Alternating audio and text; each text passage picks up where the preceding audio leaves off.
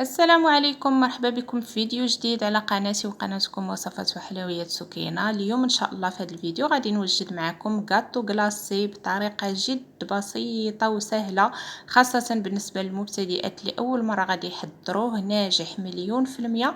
وجدته معكم بكيك عادي بدون جينواز بالنسبة للبنات اللي ما كتصدقش لهم الجينواز، وبطبقة مقرمشة الاقتصادية، وكذلك واحد الكريمة لذيذة بدون جيلاتين متماسكة وعاقدة.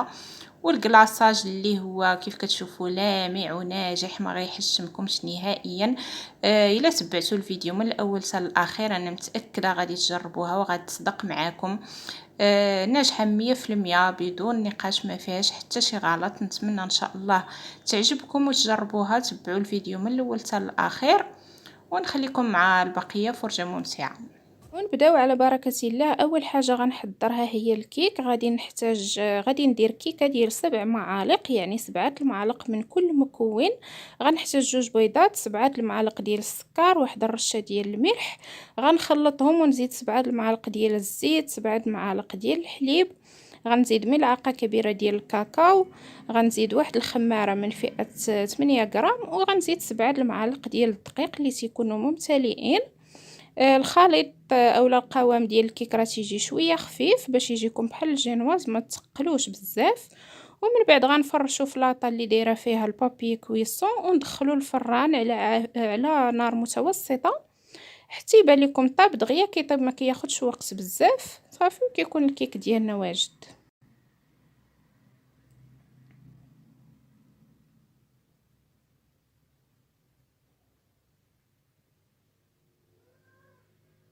مباشرة غادي ندوز نحضر الكريم باتيسير اللي غنحتاج فيه 2 المعالق كبار يكونوا عامرين.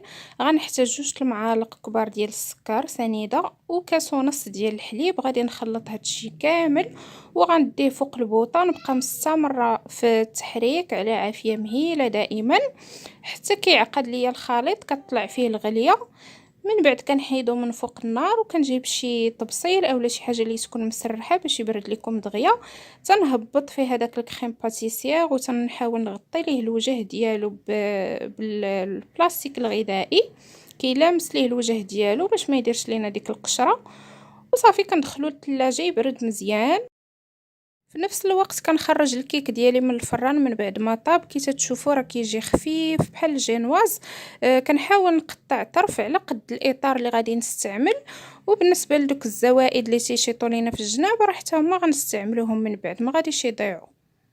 ودزت هنايا كنطلع الكريمه السائله ديالي. استعملت ربع لتر من القشطه الطريه. ممكن تستعملوا العلبه ديال الشونتيي البودره مع كاس د العنبه ديال الحليب بارد، وسنطلعوهم حتى كنحصلوا على كريم شونتيي متماسكه بهذا الشكل هذا. من بعد غادي نجيب داك الكريم باتيسير من بعد ما تيكون برد تماما. تنهبطو هكا في شي اناء وتنبدا نطربوه بالطراب الكهربائي حتى كيرجع القوام ديالو ملس، ما تيبقاوش فيه دوك الحبيبات. تنحاول نطرب شويه بشويه حتى كنخدمو كامل، يعني حاولوا تطربوا مزيان مزيان حتى كترجع الكريمه بحال اللي عاد يلاه طابت. انا شويه زربت عليها، ما كانش عندي الوقت، ما طربتهاش، ما عطيتهاش حقها مزيان في التطراب. بقات باقا شويه فيها حبيبات، ولكن نتوما حاولوا تطربوها مزيان حتى كترجع كريميه القوام ديالها ملس. ومن بعد غنبدا نضيف عليها داك الكريم شونتي اللي طلعنا شويه بشويه، يعني على دفعات، وانا كنطرب بالطراب قلت لكم. تنبقى نضيف داك الكريم شونتيي بشويه بشويه وانا تنطرب حتى كنحصل على واحد الكريمه اللي متجانسه القوام ديالها كريمي وملس ما فيهاش حبيبات. وغنضيف عليها جهد واحد المعلقه صغيره ديال نكهه الكراميل اللي تقدروا تعوضوها باي نكهه كتفضلوا، نكهه القهوه او الشوكولا او النوغا او اي نكهه بغيتو. صافي غادي نعاود نطرب حتى كتخلط فيها ديك النكهه ولا داك لاغوم كامله. وصافي غادي نحتفظ بها على جنب وندوز باش نمونطي الكاطو ديالي. من بعد ما وجدت كلشي حدايا، يعني الكيك راه واجد، الكريمه حتى هي واجده.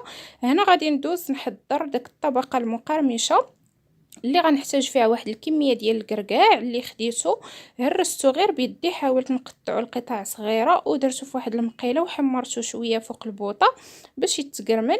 وخديت جوج علب ديال السيجار، يعني راه معروف هذا البسكويت كيتباع بالدرهم.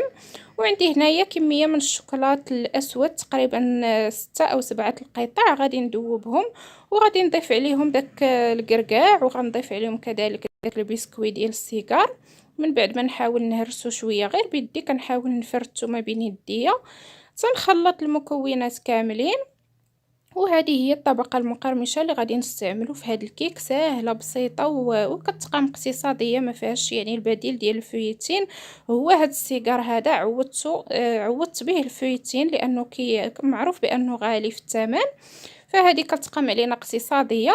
صافي غندوز ناخذ الكيك ديالي، غادي نحاول نسقيه مزيان بالقهوه. تقدروا تستعملوا نسكافيه مع الماء، انا استعملت قهوه معصوره. غادي نسقي الكيك ديالي مزيان، حاولوا تفزقوه مزيان باش يجي رطب. وغادي نوزع عليه داك الطبقه المقرمشه،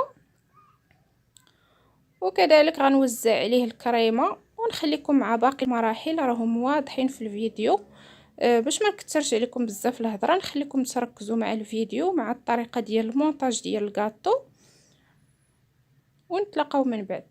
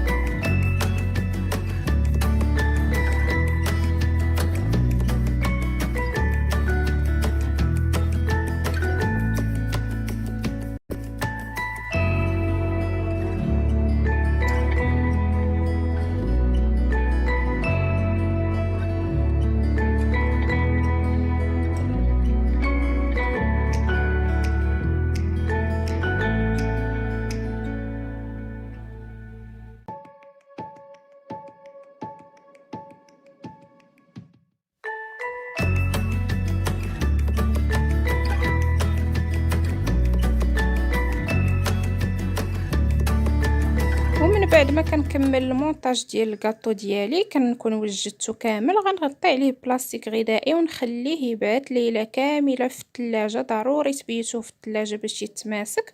ونكمل. ودابا الغد ليه راني بيت الكاطو ديالي في الثلاجه كيف قلت لكم. ودابا الغد ليه في الصباح غادي نوجد الكلاصاج اللي غنحتاج فيه كاس ديال السكر سنيده، غنحتاج كاس ديال الحليب وثلاثه المعالق كبار يكونوا عامرين ديال الكاكاو المر ديال العبار. البنات ما تستعملوش الساشيات، راه ما كيصدقوش في هذه الوصفه. ضروري يكون الكاكاو ديال العبار يكون مر. وصافي. وغنحتاج كذلك 3 الوريقات ديال الجيلاتين. هنا راني بينت غير جوج، ولكن الوصفه راه فيها 3، راه ضفت من بعد ورقه. غادي نحاول نديرو في واحد الكويس ونغطي عليه بالماء بارد من الروبيني نخليه يرطب. وهذا الخليط غادي نديه فوق البوطه، نبقى هكا كنحرك فيه على عافيه مهيله حتى كيغلى. كي كتشوفوا معايا كطلع فيه الغليه. صافي. من بعد غادي نهزو، غادي نضيف عليه داك الوريقات ديال الجيلاتين اللي تنكون صفيتهم من الماء وتنعصرهم مزيان. راه تيكون رطاب الجيلاتين ملي تنديروا ليه الماء كيرطاب. ونعصروه مزيان من الماء ونضيفوه على داك الخليط، راه دغيا كيدوب مع الحراره. ومباشره غادي نصفي هاد الكلاصاج ديالي. ضروري تصفيوه باش كنحيدوا الفقاعات ديال الهواء، وكذلك البقايا ديال الكاكاو او ديال الجيلاتين الا كان بقى، باش كنحصلوا على واحد الكلاصاج لامع والقوام ديالو ملس وزوين بحال اللي كيستعملوا في المخبازات. صافي. غادي نحتفظ به دابا على جنب غير في المطبخ ديالي ماشي في الثلاجه، نخليه غير هكا على جنب حتى كيدفى وكتحيد منه الحراره تماما. الوقت اللي ندير فيه صبعي ما نحسش نهائيا بالحراره، ديك الساعات غيكون واجد. وكيف قلت لكم خليت داك الكلاصاج حتى دفى شويه تقريبا واحد ربع ساعه. من بعد خرجت الكاطو ديالي من الثلاجه وحاولت باش نحيد ليه الاطار اللي كان. حطيت الكاطو ديالي فوق واحد الزلافه شويه عاليه ودرت تحت منها بلاطو باش كيجمع ليا داك الكلاصاج اللي تيهبط. وغطيته بهذه الطريقه كي تشوفوا معايا. بالنسبه لداكشي اللي سينزل لينا في البلاطو كنعاودو نجمعوه ونعاودو نغطيو به الا بان لنا شي بلايص مازال ما مدرقينش مزيان. وهذا هو الكلاصاج ديالنا كيجي لامع وناجح 100%. ودابا دزت كنزين الكاطو ديالي كي تتشوفوا، ولكن قبل راني دخلته للثلاجه واحد نصف ساعه تقريبا غير باش كيتماسك ليا داك الكلاصاج مزيان. هو اصلا دغيا كيشد راسو مع فيه الجيلاتين، ودابا الحال بارد راه دغيا كيجمد. وصافي دزت كنزين الشوكولاته البيضاء اللي ذوبتها وكنزين بها هكا من الفوق وقطع ديال الشوكولاته من الجناب. المهم التزيين كيبقى اختياري، حاولوا تزينوا بداك الشيء اللي عندكم في الدار واللي كتعرفوا ديروه، شي حاجه بسيطه.